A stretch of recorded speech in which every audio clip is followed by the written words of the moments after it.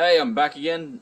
This morning I'm going to be doing a brisket cook on a very windy, grey-looking morning. It's going to be great. It's going to be great. Great day to spend outside. Fantastic. Fantastic. Fantastic. One of the things I do want to test out though is my new meat thermometer, which I'll be introducing to you shortly. Here we go. What I'll be cooking today is a good old-fashioned brisket. Or at least a really small brisket, because my cooker is quite small. Yeah! What I'll be doing is I'll be employing the use of the foil tray again.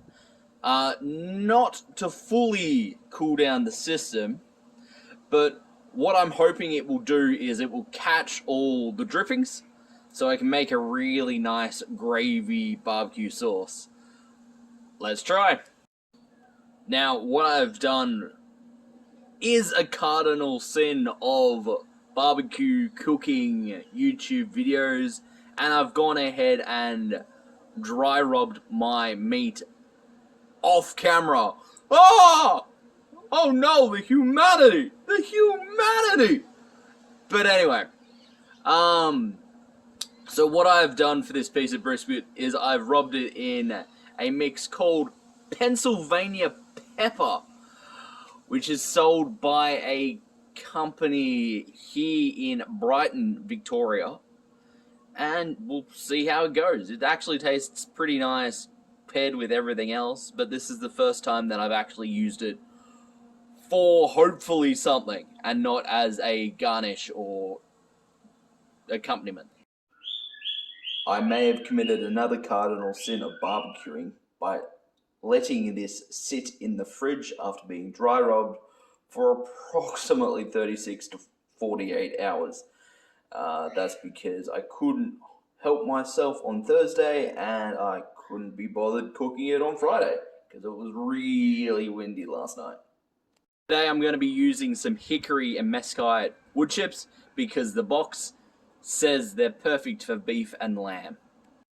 Legitimately no other reason I could use a fruity wood, but I feel that the fruitiness wouldn't get through to the meat. The fruity woods are perfect for chicken, which is good. Check out my chicken cooking video for that. That turned out really tasty and we're still going through that today. Tip: if you're going to be starting a YouTube channel doing American barbecuing, make sure your state or territory is not in a lockdown so you can have friends over to help you finish off your product. It's about time that I show you the heat thermometer that I've gotten. It is a electric heat thermometer where you can stick it into the meat and then walk away, so you don't have to be opening up the top every 5 seconds to check the temperature of the meat. In true channel form, I purchased this for $29.95 at my local hardware shop. Unfortunately, I couldn't find the cheapest one. So to start off, you need to preheat your cooker up to 250 degrees Fahrenheit or 125 degrees Australian.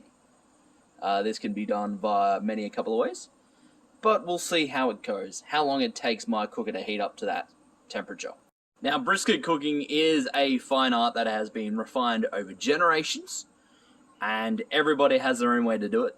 However, that being said, I'm an Australian and I'm just going to take the absolute piss out of it.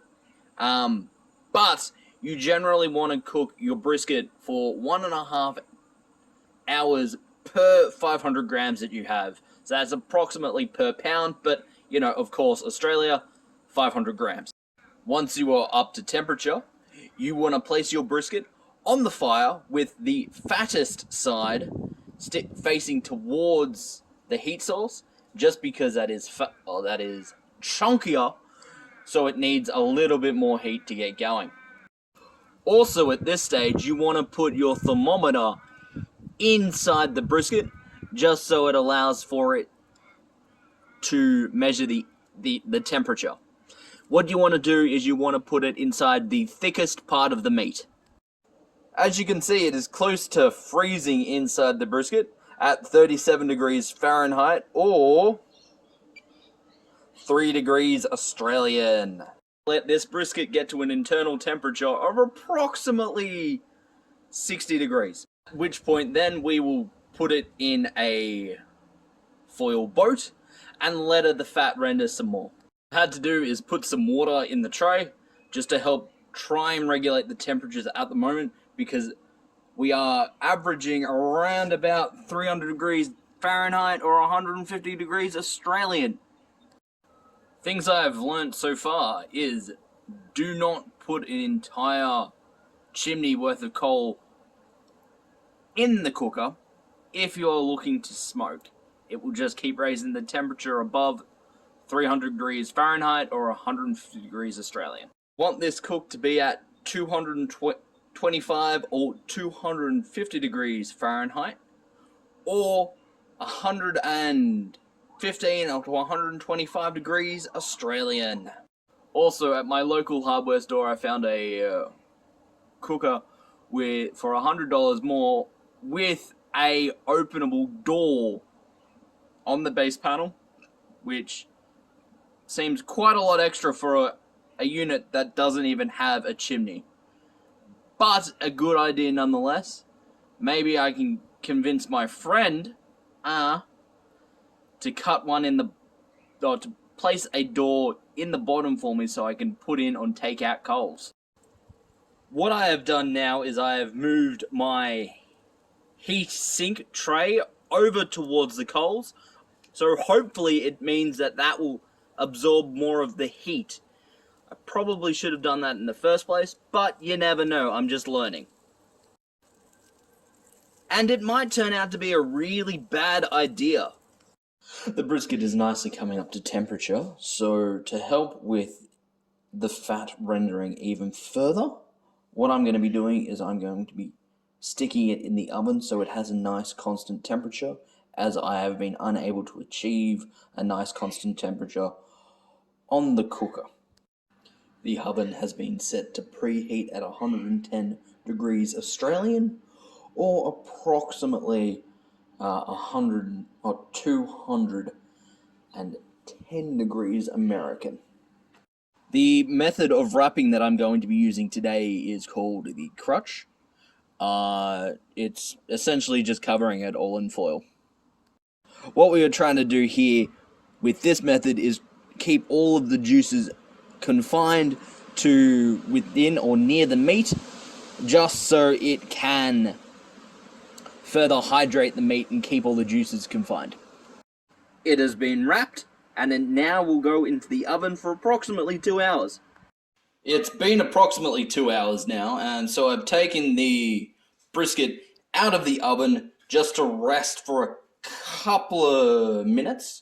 We're looking at 45 minutes to an hour. That'll give me time to make our barbecue sauce, and you get to see my new purchase.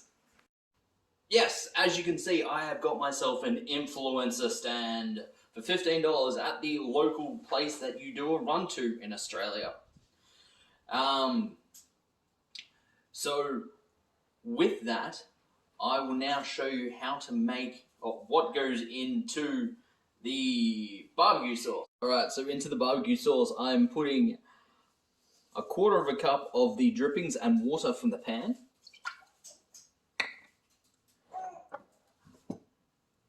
2 tablespoons of apple cider vinegar. 2 tablespoons of white wine vinegar. Cayenne pepper. 1/2 tablespoon of cayenne pepper. 1 tablespoon of brown sugar.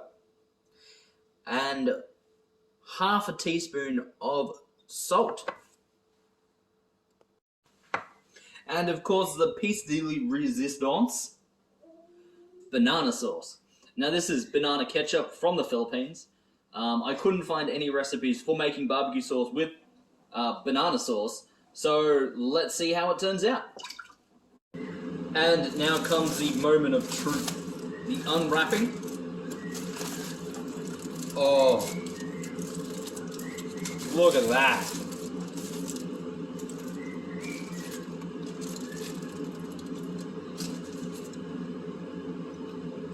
It smells amazing.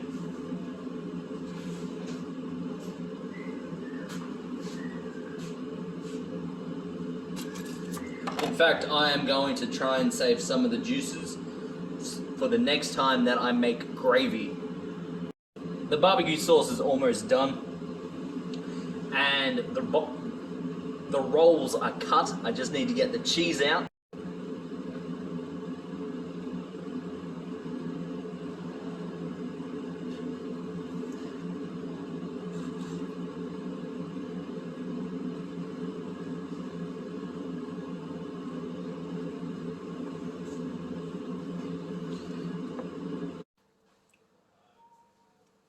Bon appetit!